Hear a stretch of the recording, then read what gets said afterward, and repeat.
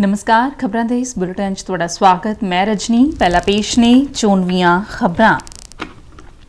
प्रधानमंत्री नरेंद्र मोदी आज रोजगार मेले तहत 1 लाख तो वध नियुक्ति पत्र सौंपणगे।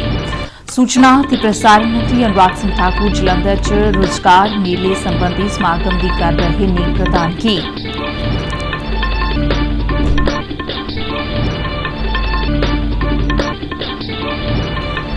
गृह मंत्री अमित शाह ने CAPF कांस्टेबल की भर्ती प्रक्रिया पंजाबी सने 13 खेतरी भाषावां विच करवाउण दे फैसले नूं ऐतिहासिक दस्सिया।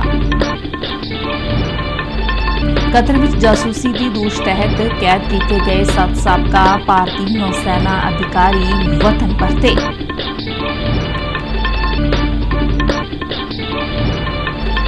किसानी मुद्दਿਆਂ ਨੂੰ ਲੈ ਕੇ किसान ਜਥੇਬੰਦੀਆਂ ਤੇ ਕੇਂਦਰੀ ਮੰਤਰੀਆਂ ਵਿਚਾਲੇ बैठक ਅੱਜ ਚੰਡੀਗੜ੍ਹ ਵਿੱਚ।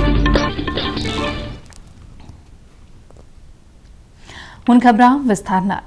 प्रधानमंत्री नरेंद्र मोदी आज वीडियो कॉन्फ्रेंसिंग राही रोजगार मेले तहत 1 लाख तो वध नियुक्ति पत्र सौंपणगे ते नियुक्ति पत्र हासिल करन वालियां नूं संबोधन भी करनगे। अजिही रोजगार मेले देश भर विच 47 ਥਾਵਾਂ ते लगाए जा रहे ने, जिन्हां च केंद्र सरकार दी वख-वख मंत्रालय ते विभागां विच नवीं नियुक्तियां संबंधी चिट्ठियां सौंपियां जाणगीਆਂ।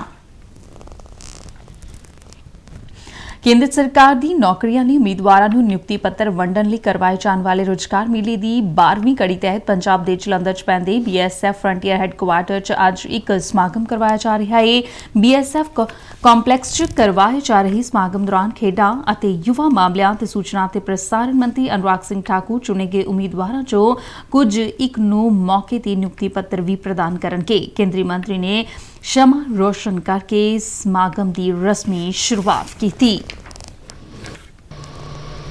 आज देश में 47 स्थानों पर रोजगार मेला लगाया जा रहा है और इस रोजगार मेले में एक साथ माननीय प्रधानमंत्री जी 1 लाख युवाओं को सरकारी नौकरियां देने का काम करेंगे और आप सबको भी आज सरकारी नौकरी के लिए यहां पर बुलाया गया है।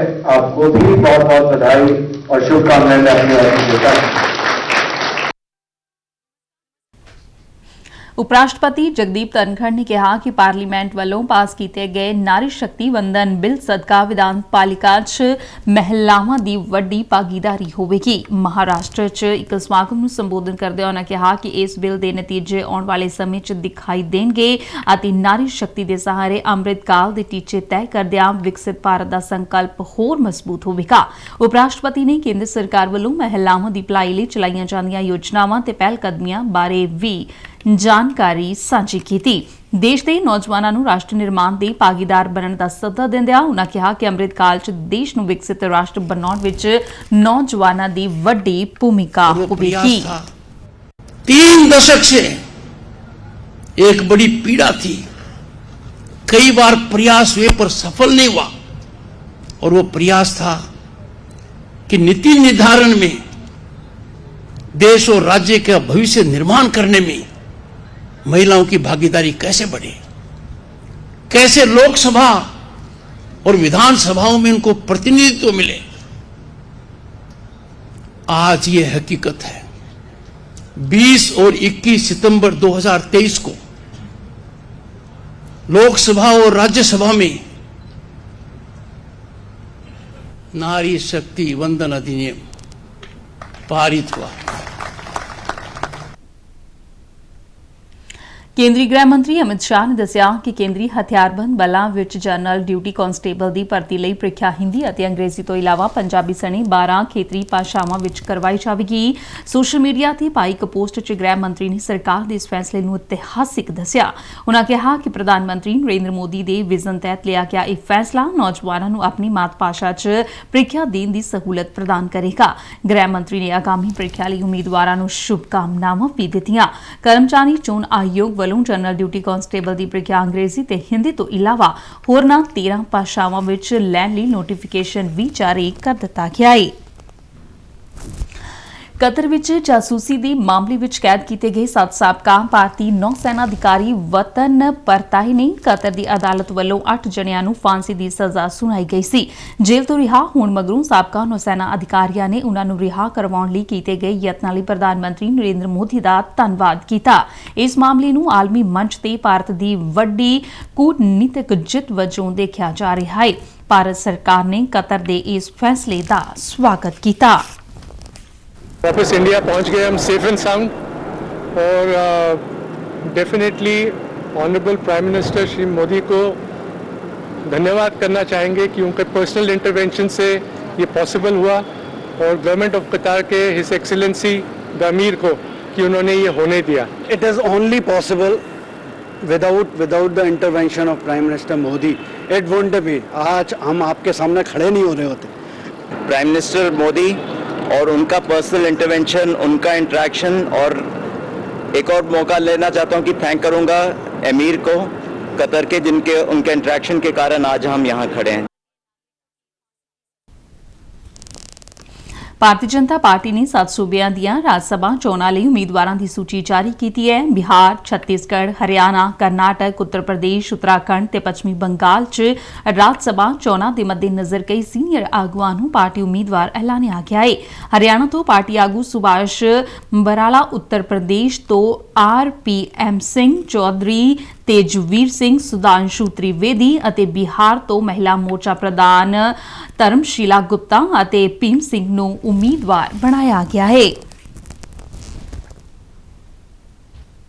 ਇੱਕ ਰਾਸ਼ਟਰ ਇੱਕ ਚੋਣ ਸੰਬੰਧੀ ਉੱਚ ਪੱਧਰੀ ਕਮੇਟੀ ਦੀ ਕੱਲ ਨਵੀਂ ਦਿੱਲੀ ਵਿਖੇ ਸਾਬਕਾ ਰਾਸ਼ਟਰਪਤੀ ਰਾਮਨਾਥ ਕੋਵਿੰਦ ਦੀ ਪ੍ਰਧਾਨਗੀ ਹੇਠ ਬੈਠਕ ਹੋਈ। ਇਹ ਅਹਿਮ ਬੈਠਕ ਦੌਰਾਨ ਕਮੇਟੀ ਦੇ ਕੰਮਾਂ ਦੀ ਸਮੀਖਿਆ ਕੀਤੀ ਗਈ। ਇਸ ਦੌਰਾਨ ਕਮੇਟੀ ਵੱਲੋਂ ਵੱਖ-ਵੱਖ ਧਿਰਾਂ ਨਾਲ ਕੀਤੇ ਗਏ ਸਲਾਹ ਮਸ਼ਵਰਿਆਂ ਨੂੰ ਵਿਚਾਰਿਆ ਗਿਆ। ਇਸੇ ਸਿਲਸਿਲੇ ਤਹਿਤ ਉੱਚ ਪੱਧਰੀ ਕਮੇਟੀ ਨੇ ਕਈ ਸਿਆਸੀ ਪਾਰਟੀਆਂ ਦੇ ਆਗੂਆਂ ਨਾਲ ਵੀ ਮੁਲਾਕਾਤ ਕੀਤੀ ਤੇ ਇੱਕ ਰਾਸ਼ਟਰ ਇੱਕ ਚੋਣ ਸੰਬੰਧੀ ਉਹਨਾਂ ਦੇ ਵਿਚਾਰ ਲਏ। ਇਸੇ ਦੌਰਾਨ ਆਪਣਾ ਦਲ ਦੀ ਪ੍ਰਧਾਨ ਤੇ ਵਨਸ਼ ਤੇ ਸਨਅਤ ਰਾਜ ਮੰਤਰੀ ਅਨੁਪ੍ਰਿਆ ਪਟੇਲ ਨੇ ਵੀ ਕਮੇਟੀ ਅੱਗੇ ਆਪਣੇ ਵਿਚਾਰ ਰੱਖੇ।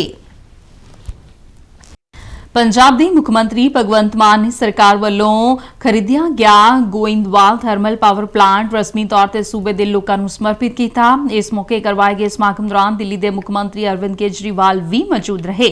ਸਮਾਗਮ ਨੂੰ ਸੰਬੋਧਨ ਕਰਦਿਆਂ ਭਗਵੰਤ ਮਾਨ ਨੇ ਕਿਹਾ ਕਿ ਸ੍ਰੀ ਗੁਰੂ ਅਮਰਦਾਸ ਥਰਮਲ ਪਲਾਂਟ ਸੂਬੇ ਦੀ ਤਰੱਕੀ ਤੇ ਖੁਸ਼ਹਾਲੀ ਦੇ ਨਵੇਂ ਯੁੱਗ ਦੀ ਸ਼ੁਰੂਆਤ ਕਰੇਗਾ। ਸੂਬਾ ਵਾਸੀਆਂ ਨੂੰ ਇਸ ਦੀ ਵਧਾਈ ਦਿੰਦਿਆਂ ਮੁੱਖ ਮੰਤਰੀ ਨੇ ਕਿਹਾ ਕਿ ਸਰਕਾਰ ਲੋਕ ਭਲਾਈ ਯੋਜਨਾਵਾਂ ਤੱਕ ਲੋੜਵੰਦਾਂ ਦੀ ਪਹੁੰਚ ਨੂੰ ਯਕੀਨੀ ਬਣਾਉਣ ਲਈ ਲਗਾਤਾਰ ਕੰਮ ਕਰ ਰਹੀ ਹੈ। ਮੁੱਖ ਮੰਤਰੀ ਨੇ ਕਿਹਾ ਕਿ ਇਸ ਪਹਿਲ ਕਦਮੀ ਨਾਲ ਇਲਾਕੇ ਵਿੱਚ ਰੁਜ਼ਗਾਰ ਸਿਰਜਣ ਨੂੰ ਹੁਲਾਰਾ ਮਿਲੇਗਾ।